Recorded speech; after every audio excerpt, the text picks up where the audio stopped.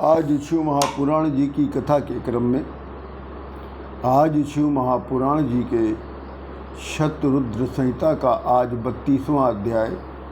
इस अध्याय का नाम है तप करती हुई पार्वती के भाव परीक्षा निमित्त शिव जी का ब्रह्मचारी अवतार। इस अध्याय में शंकर भगवान ने माता पार्वती जी की परीक्षा लेने के लिए उन्होंने वृद्ध ब्रह्मचारी और ब्राह्मण का अवतार धारण किया था। पूर्व काल में दक्ष कन्या सती देवी अपने पिता से अनादर होकर अपने पिता के यज्ञ में ही अपना शरीर त्याग कर हिमालय के यहाँ पार्वती के रूप में अवतरित हुई। तब शिव जी को अपना पति के रूप में पाने के लिए पार्वती देवी ने अत्यंत दुष्कर तपस्या करना प्रारंभ कर दिया। जब शिव जी को ये पता चला कि पार्वती देवी अत्यंत दुष्कर तपस्या करने लगी हैं, तब शिव जी ने पार्वती की तपस्या की परीक्षा लेने के लिए सप्त ऋषियों को वहाँ भेज दिया। सप्त ऋषि लोग पार्वती देवी की तपस्या की परीक्षा लेने में जब सफल नहीं हुए, तब वो पुनः शिव जी के पास आकर सारा वृत्तांत बताकर वो लोग स्वर्ग चले गए। तब शिव जी ने ही विचार बनाया कि अब हम पार्वती की परीक्षा स्वयं लेंगे। अब पार्वती देवी की परीक्षा लेने के लिए शंकर भगवान ने ब्रह्मचारी वृद्ध ब्राह्मण का वेश धारण किया। हाथ में दंड, उज्ज्वल वेश, छत्र, वृद्ध ब्राह्मण ब्रह्मचारी का वेश धारण करके शिव जी वहाँ पहुँचे जहाँ पर पार्वती देवी तपस्या कर रही थी। तो उन्होंने देखा कि चंद्रकला के समान सौंदर्य सखियों से घिरी हुई एक वेदी के ऊपर विराजमान पार्वती देवी तपस्या कर रही है। तभी पार्वती देवी ने भी देखा कि एक दंड चर्म से युक्त कमंडल धारण किए हुए तेज युक्त एक वृद्ध ब्रह्मचारी ब्राह्मण उनकी तरफ आ रहा।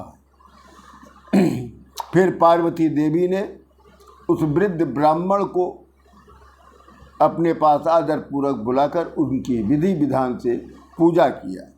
और फिर पार्वती देवी ने कहा कि हे ब्रह्मचारी, ये जो ब्रह्मचारी का आपने जो रूप धारण किया है, आप कौन हैं और आप कहाँ से आए हैं, और आपके इस तेज से सारा वन प्रकाशित हो रहा है, आप हैं कौन?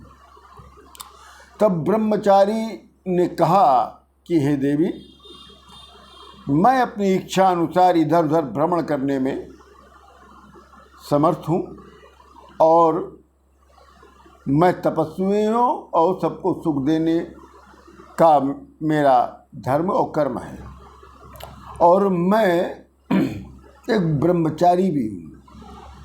सर्वदा दूसरों का मैं उपकार करने वाला हूँ, इसमें संशय मत करना। इतना कहने के बाद शिव जी ने अपना ब्रह्मचारी रूप को थोड़ा सा छिपाने की प्रयास किया और फिर कहा कि हे महादेवी, मैं तुमको क्या बताऊं, और बात कहने की भी नहीं है। मुझे तो तुम्हारे अंदर बहुत से अनर्थकारी अशोभनीय कार्य दिखाई पड़ रहे हैं, जबकि तुम्हारे पास साधनभूत सारी भोग्य सामग्री उपलब्ध है। उसके बाद भी इस नवीन अवस्था में तुम इस वीरान जंगल में तब क्यों कर रही हो? तुम हो कौन और किसकी कन्या हो? तब पार्वती देवी ने कहा कि हे ब्रह्मचारी ब्राह्मण, सुनो, मैं पूर्व जन्म में दक्ष की पुत्री सती थी, तब भी मैं शंकर भगवान की पत्नी थी। और उस समय मेरे पिता दक्ष ने मेरे पति की निंदा किया था, जिस कारण मैं क्रोधित होकर अपने शरीर को त्याग दिया था। और अब मैं हिमालय की पुत्री के रूप में मैं जन्मी हूँ। और इस जन्म में भाग्य से शिव जी की भी प्राप्ति मैंने कर ली थी, पर शिव जी ने कामदेव को भस्म करके कहीं अनंत चले गए हैं। इसलिए शिव जी के चले जाने से मैं दुखी होकर उनको पाने के लिए मैं ये पुनः तपस्या कर रही हूँ। हे ब्रह्मचारी ब्राह्मण, मैंने मन, वाणी और कर्म से शिव जी को अपने पति के रूप में वर्ण कर लिया है और उन्हें पति के रूप में प्राप्त करने के उद्देश्य से मैं ये तप कर रही हूँ। और मैं ये जानती भी हूँ कि ये मेरा कार्य असंभव है, पर असंभव को संभव बनाने के लिए ही तो मैं तपस्या कर रही हूँ। मैं ब्रह्मा, विष्णु, इंद्रादि सहित प्रमुख देवताओं को छोड़कर मैं केवल पिनाक पाणी शिव जी को पति के रूप में प्राप्त करना चाहती हूँ। प्राप्तिमिच्छामि सत्यतः, और ये मैं सत्य कह रही हूँ। तब ब्रह्मचारी ने कहा कि हे हिमालय की पुत्री, तुमने ये कैसा विचार कर लिया जो अन्य देवताओं को छोड़कर शिव के निमित्त तुम तप कर रही हो? अरे मैं उस रुद्र को भली भांति जानता हूँ, वो जैसा है वैसा सुनो, मैं बता रहा हूँ और मैं सत्य बता रहा हूँ। वो शिव जो बैल पर सवारी करता है, वो शिव तो पागल है, जटाजूट को धारण करता है, वो सर्वदा अकेले रहता है, उसका कोई राग नहीं है, इसलिए उनमें मन लगाना उचित नहीं प्रतीत होता है। हे देवी, तुम्हारा और उनका रूपादि परस्पर एक दूसरे के विरुद्ध भी है। मुझे तुम्हारा ये मनोरथ अच्छा भी नहीं लगा और उचित भी नहीं लगा। अब तुम्हारी जैसी इच्छा हो पुत्री, तुम वैसा करो। इतना कहकर ब्रह्मचारी ब्राह्मण रूपधारी शिव जी ने पार्वती की परीक्षा की दृष्टि से पुनः अनेकों प्रकार से अपनी स्वयं की निंदा कर डाली। और ब्रह्मचारी के मुख से शिव जी की असह निंदा को सुनकर पार्वती देवी को बड़ा क्रोध आ गया और कहती हैं कि हे ब्राह्मण, मैंने सोचा था कि तुम कोई महात्मा होगे, पर मैंने तुम्हें जान लिया। तुम भी अवध्य होने के कारण मैं तुम्हारा वध नहीं कर रही हूँ। हे मूढ़, तुम ब्रह्मचारी का रूप धारण किए कोई धूर्त हो।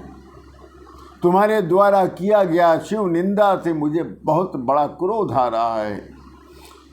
तुम शिव जी से बहिर्मुख हो, इसलिए तुम शिव जी को नहीं जानते हो। मैंने तुम्हारी अर्थात शिवद्रोही की पूजा की है, इसका मुझे बड़ा परिताप है। जो तत्व को नहीं जानता वही शिव निंदा करता है और उसका जन्म भर का एकत्रित पुण्य भी नष्ट हो जाता है। शिवद्रोही का स्पर्श भी मनुष्य को प्रायश्चित करना चाहिए। मतलब शिवद्रोही का स्पर्श भी पाप के बराबर माना गया है। हे दुष्ट, तू कहता है कि तू शिव जी को जानता है। अरे निश्चित रूप से तुम शिव जी को नहीं जानते हो। शिव माया से अनेक रूप को धारण करने वाले हैं।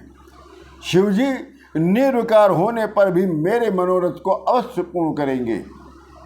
इतना कहने के उपरांत पार्वती देवी शांत हो गई और जैसे ही ब्रह्मचारी ब्राह्मण बोलना चाहा, वैसे पार्वती देवी अपनी सखियों से कहती हैं कि हे सखियों, इस नीच ब्राह्मण को अभी यहाँ से हटा दो, नहीं तो ये अभी और शिव की निंदा करेगा।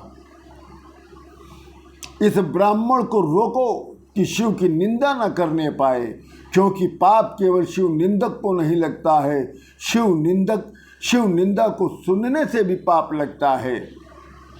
शिव भक्तों को चाहिए कि शिव निंदक का वध कर दे, और शिव निंदक यदि ब्राह्मण है तो उसका त्याग करके अन्यत्र चला जाना चाहिए। अब इस शिव निंदक ब्राह्मण का मुख भी हम देखना पसंद नहीं करती हे सखियों, देर मत करो, अब चलो कहीं और चलो। ज्यों ही पार्वती देवी ने अन्यत्र जाने के लिए अपना एक पांव उठाया ही था, तभी ब्रह्मचारी का रूप धारण किए हुए शिव जी ने उस वेश को त्याग कर अपने साक्षात शिव स्वरूप में प्रकट हो गए और पार्वती देवी के वस्त्र को पकड़कर बोले कि हे शिवे, तुम मुझे त्याग कर कहाँ जा रही हो?